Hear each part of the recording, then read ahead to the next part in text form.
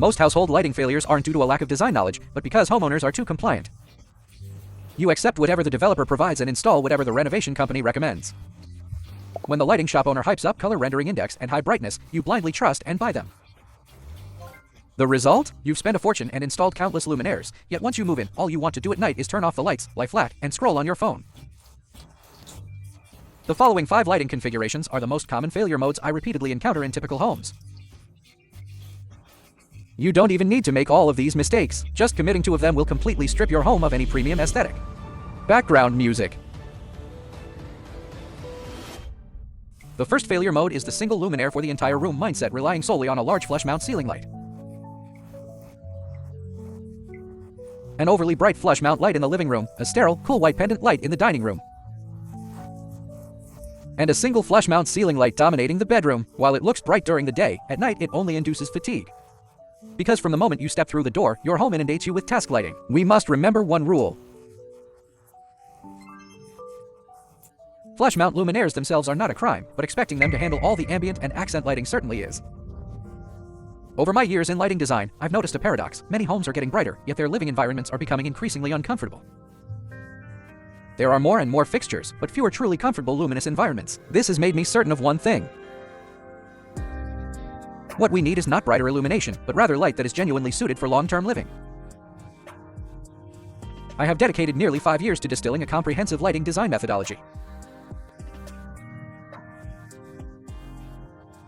My goal is to systematically explain the core principles, layout techniques, and installation details of proven lighting logic. The second failure mode is spotlight overload, essentially a sensory overload of recessed spotlights.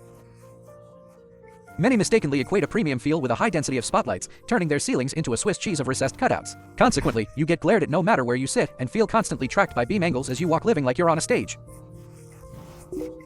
The biggest misconception about spotlights is that they are just for brightness. In reality, they imply a need to be spotlighted. But a home is for relaxation, not inspection. The more aggressive the spotlights, the more tense and anxiety-inducing the living space becomes.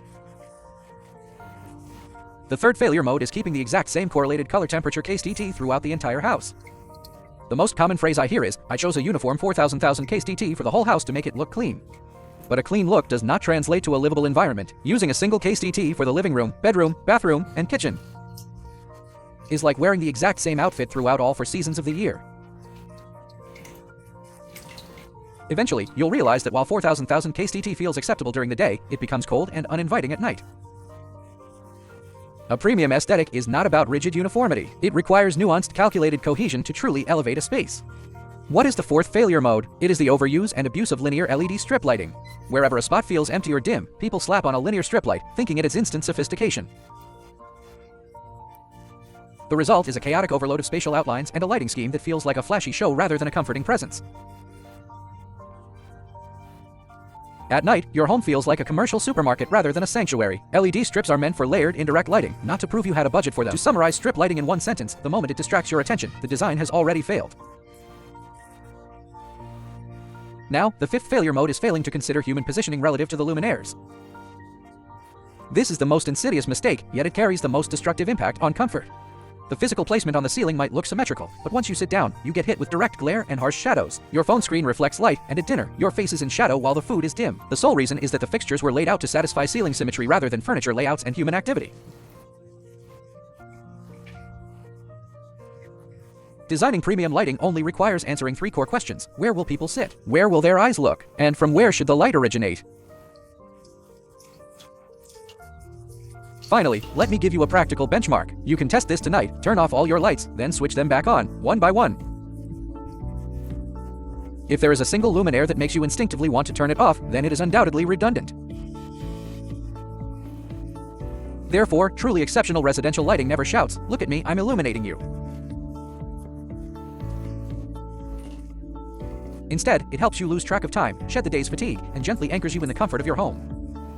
This is what successful, functional lighting truly is. I'm moving beyond simply illuminating spaces to researching light that nurtures long-term living.